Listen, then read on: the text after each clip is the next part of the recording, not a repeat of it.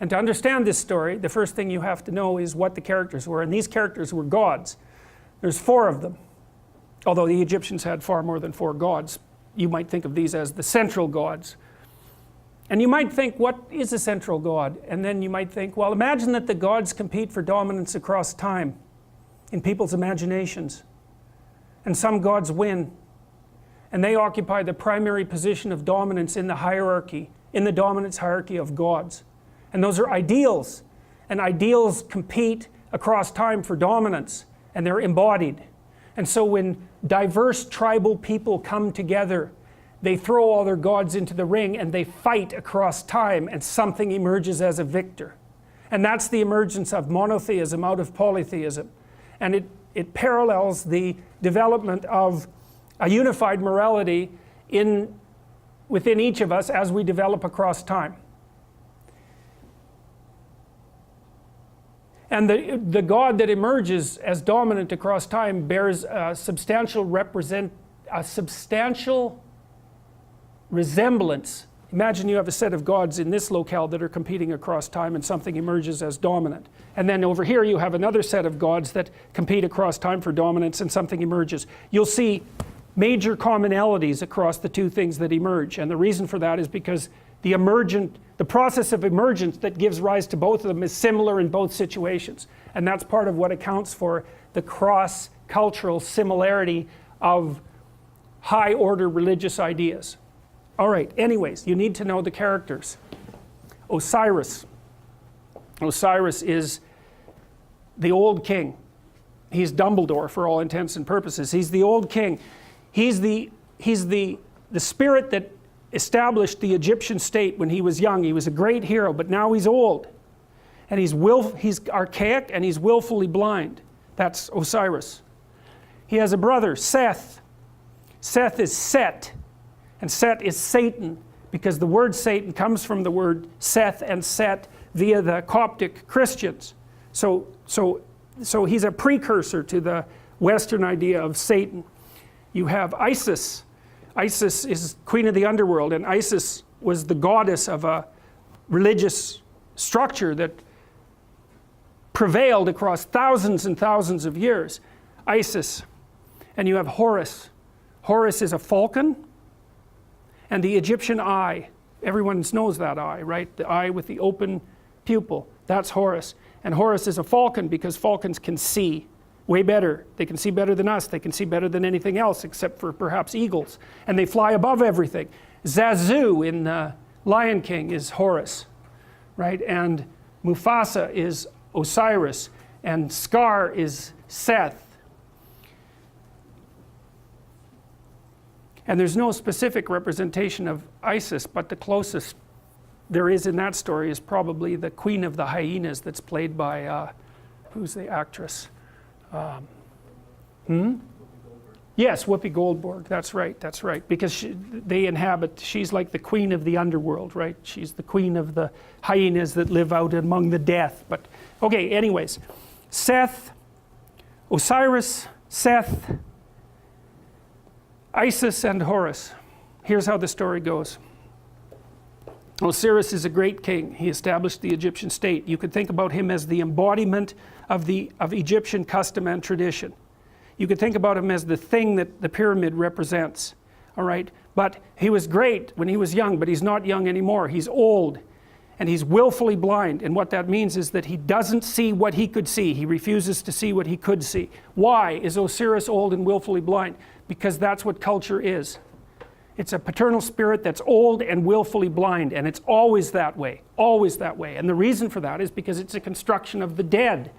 The dead aren't alive. They can't, so they're out of date, and they can't update themselves anymore. And you inhabit their corpse, and that's actually what happens in an earlier story that I'll tell you next week.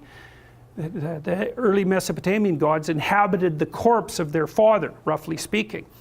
Anyway, so Osiris was great and when he was young, but he isn't young anymore. He's old and he's willfully blind. He won't look where he knows he should look. He doesn't have the energy, or maybe he doesn't have the spirit. His brother Seth is not a good guy. And Osiris knows it, but he underestimates his malevolence and power. And so Seth wants to rule the kingdom. So what does that mean? It's easy. Every stable society is is threatened by willful blindness and malevolence, always. Every bureaucracy has that proclivity to stagnate and to become blind. That's why corporations die all the time. That's why a Fortune 500 company only lasts 30 years. It's why we have to have elections. It's to stop the dead from staying in control for too long. Osiris turns a blind eye to Seth. Seth is happy about that. Same thing happens in The Lion King, roughly speaking. Seth one day waits for Osiris to make a mistake and to be weak, and he attacks him and he chops him up into pieces. And he distributes the pieces across the entire Egyptian state. In fact, the Egyptians regarded their provinces as pieces of Osiris's body. Okay, so now you can't kill Osiris because he's a god. And why is he God? A god because he represents the spirit of structure. And there's always structure. It can't be destroyed. It always reconstitutes itself. It can be hurt and broken into pieces, which is exactly what happens to Osiris. Things fall apart. Why? Because they get old and because malevolence undermines them. That's what the Egyptians were trying to sort out. Okay, so Seth distributes his Osiris all over Egypt so he can't get himself back together. Right? Things fall apart and they can't be brought back together. But the spirit of Osiris still lives in the pieces. So what happens? Order is demolished. What would you expect? Chaos emerges. That's Isis. Isis is queen of the underworld. She's Osiris's wife. Order and chaos, just like the yin and the yang. Order collapses, up comes the queen of the underworld. She's looking for order. Chaos cries out for order. She's looking for order. She goes all around Egypt trying to put Osiris back together. It's a state of chaos. She finds this phallus. She makes herself pregnant with it. And what does that mean? Well, it means it's like Geppetto in the belly of the whale. That thing has the potential to reemerge. The thing that collapses into its pieces is still alive. It can unite with the chaos and produce something new. That's the story of the dissolution of structure into chaos and then its revivification. Isis makes herself pregnant. She goes back down to the underworld. She gives birth to Horus. Horus is the Egyptian eye. He's the son of the great father and the great mother. He's a messianic figure. And in fact, much of the mythology that described Horus was extracted without much modification and then attributed to Christ. Very much, and you can read about the parallels. You can read about it online if you want. But there's any number of parallels. And of course, there is the mythology that the Jews came out of Egypt. And of course, the Christians emerged from the Jews. And so there was a tremendous influence of Egyptian thinking on the development of these later ideas. And you see pictures of Isis with Horus on her lap that are virtually identical in content and form to the later pictures of Mary with the infant Christ. And that's the holy mother of God in the hero. It's not a Christian motif. It's far deeper than a Christian motif. It's a human motif. So Isis, queen of the underworld, gives birth to Horus, and Horus grows up outside the kingdom. Why? In the underworld. Because that's what human beings do. You're alienated from your culture. Always. Why? It's old and dead and corrupt. And so that leaves you growing up in chaos. What would you call? Alienated from your fundamental culture. That's the story of adolescence. Horus grows up. He can see. That's what differentiates him from Osiris. That's why he's a falcon. He goes and has a fight with Seth. And now the difference between Osiris and Horus is that Horus does not underestimate Seth. He knows exactly what he's up against. He goes and has a terrible battle with him, trying to get his kingdom back. Something else that's echoed in the Lion King story. And while Horus and Osiris or Seth are fighting, Seth tears out one of his eyes. Now why? Because Seth is the embodiment of destruction and malevolence, and no matter how conscious you are, if you encounter that, even voluntarily, the probability that it's going to damage your consciousness is extraordinarily high. That's why people don't do it. So the eye is torn out, but Seth is defeated, and Horus banishes him to the nether regions of the kingdom. You can't kill him. Why? Because the malevolent, destructive force that threatens states never dies. It's always there. You can only remove it temporarily. Now Horus is king. Pharaoh, king, God. He's got his eye. And so you think, well, he's going to just pop that back in his head and then he's going to be able to lead he's going to be able to take his place at the uppermost pantheon of gods properly. But that isn't what he does. He takes his eye and he goes back to the underworld, just like Pinocchio going into the depths to rescue Geppetto. And down there is the spirit of Osiris, who's extant as a kind of half-dead ghost. And he gives Osiris his eye. Now Osiris can see. So what does that mean? You go down into the chaotic, when threatened by malevolence, even to the point of damage to your consciousness. You go down into the chaos and you find the dead spirit of your tradition and you give it vision. And so, provided with vision, Osiris regenerates, and then Osiris and Horus go back up to the world, linked together and rule jointly.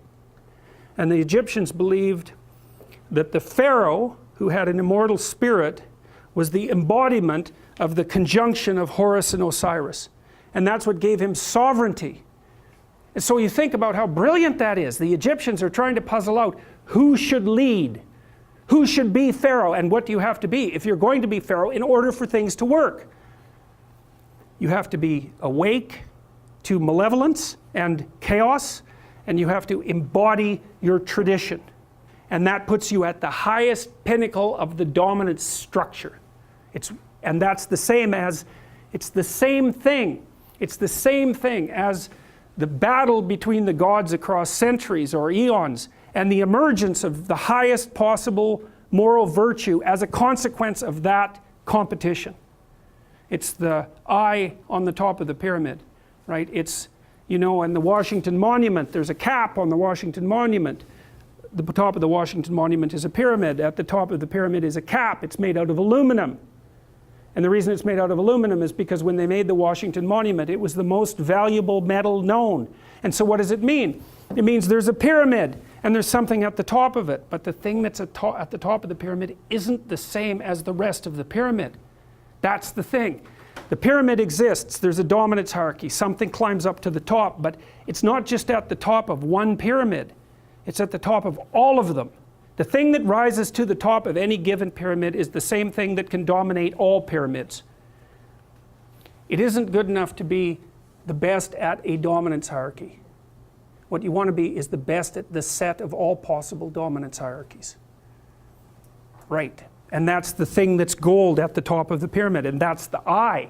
That's what the Egyptians figured out. And what does that mean? It means the thing that puts you at the top is attention. Pay attention. Keep your eyes open. It's not the same as thinking. It's not the same thing. It's like watching. And the thing about human beings is we can see. We can see better than any other creature except birds of prey. And so our capacity to see is in fact what we use in the world. Our brains are actually organized around vision, unlike most animals. Their brains are organized around smell, not us. We can see. We stand upright so we can see a long distance. And in our ability to see is what saves us and what saves our communities. And that's what these stories are trying to portray. And you might say, well, why didn't people just say so? And the answer to that is because they didn't know. It took a long time to figure it out. Forever. It's taken forever to figure it out. It's part of what I hoped when I wrote this book, and part of the reason that I'm teaching it is because it seems to me that it would be useful for everyone to actually understand this instead of just having it told as a story. It's like, that's great, man. Yes, you need the story. But why not also just understand it? So that's what we're trying to do. We're trying to understand this. So that's good enough for today.